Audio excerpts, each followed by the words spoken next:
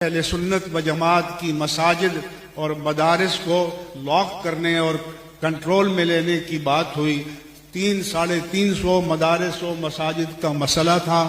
تو ہم نے حکومت پنجاب کے ساتھ، پنجاب کی وزیر اعلیٰ کے ساتھ باقاعدہ میٹنگ کی اور آخر کار وہ اس بات پر تیار ہو گئے کہ ہم اہل سنت کی تمام ان مدارس و مساجد کو جو حکومت نے کنٹرول میں لیے ہیں یا سیل کیے ہیں، نے مجھے کہا کہ ہم آپ کی گارنٹی پر آپ کو دیں گے.